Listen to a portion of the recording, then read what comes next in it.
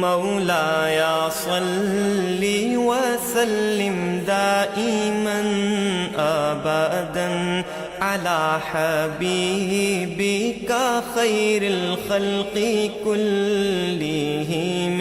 سامعین کرام، آج کا موضوع کیا انسان کو اللہ تعالیٰ تک پہنچنے کے لیے انسان سے رہنمائی لینا ضروری ہے؟ جی ہاں، بالکل۔ اللہ تعالیٰ تک براہ راست رسائی انسان کی تو ہو نہیں سکتی، اس کے لیے ضرورت ہے آج کے دور میں قرآن اور حدیث کی۔ قرآن ہمیں اللہ کا راستہ بتاتا ہے، پیغمبر کی ذات ہمیں عملی رہنمائی بھی دیتی ہے۔ اب آج یہ دونوں چیزیں جو ہیں، یعنی قرآن اور سنت کتاب میں موجود ہے، لیکن ان دونوں کو سمجھنے کے لیے ہمیں ایک استاد کی ضرور رہنمائی حاصل کرنی چاہیے۔ دیکھیں، استاد کے بغیر تو کوئی بھی آپ علم حاصل نہیں کر سکتے، یعنی دنیاوی علم بھی آپ استاد کی رہنمائی کے بغیر نہیں حاصل کر سکتے۔ مثال کے طور پہ میں آپ سے کہوں کہ ایک بچہ ہے، اس نے 12ویں جماعت پاس کر لی، اب اس کو انگلش بھی اچھے طریقے سے آ گئی، اب کیا صرف میڈیکل کی کتابیں اس کی رہنمائی کے لیے کافی ہیں؟ کیا صرف کتابیں پڑھ کر وہ ڈاکٹر بن سکتا ہے؟ جی نہیں، اس کو ظاہری یعنی استاد کی بھی ضرورت ہوگی، اور اس کی عملی جو پریکٹس ہے، تربیت ہے، اس کو عملی تربیت کی بھی ضرورت ہوگی، تب وہ جا کے ایک ڈاکٹر بنے گا۔ یعنی دیکھیں، ظاہری علوم بھی رہنمائی کے محتاج ہیں۔ یہ آپ کیسے کہہ سکتے ہیں کہ قرآن اور حدیث کی صرف کتب کافی ہیں؟ اس کے لیے کسی استاد یا رہنما کی ضرورت قطعاً نہیں ہے، بالکل ایسا نہیں۔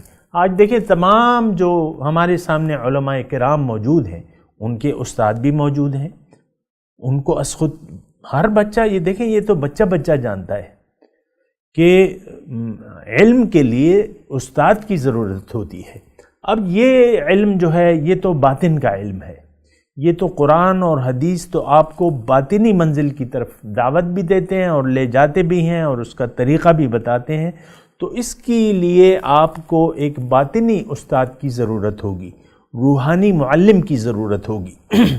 وہ روحانی معلم جو آپ کو قولی اور عملی طور پہ اللہ تعالیٰ کی طرف رہنمائی عطا فرمائے گا، اور وہ اللہ تعالیٰ کا پسندیدہ بندہ ہونا چاہیے، وہ ایک مقبول بندہ ہونا چاہیے، وہ نائب رسول ہونا چاہیے، اس کا دل عرش الہی ہونا چاہیے، اس کا دل جو ہے وہ ہدایت کے چراغ ہونے چاہیے، قلوبہم مصابیح الہدا، اور ان کے دل جو ہے وہ عرش الہی ہونے چاہیے۔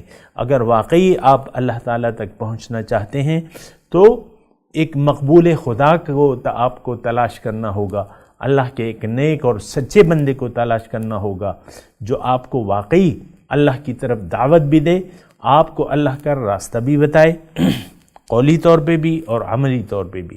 اس طریقے سے آپ اللہ کے راستے پر آگے بڑھ سکتے ہیں۔ اس طرح آپ اپنے دل کا تزکیہ کر سکتے ہیں اور قلبی صفائی کر سکتے ہیں۔ جب تک آپ کو ایک عملی رہنما نہ مل جائے، آپ اللہ تعالیٰ کی طرف آگے قدم نہیں بڑھا سکتے۔ آپ کو ایک عملی تربیت کی بھی ضرورت ہے، قولی تربیت کی بھی ضرورت ہے۔ لہٰذا ایک ایسا انسان جو مقبول خدا ہو، جو نائب نبی ہو، علماء امتی کا انبیاء بنی اسرائیل، میری امت کے علماء کا درجہ جو ہے وہ بنی اسرائیل کے عالموں جیسا ہے۔ لیکن العلماء یعنی جو خاص عالم ہیں، جو خاص اس فن کے ماہر ہیں، ان سے آپ کو رابطہ کرنا ہوگا، ان سے اپنا تعلق جوڑنا ہوگا۔ وآخر دعوانا ان الحمدللہ رب العالمین۔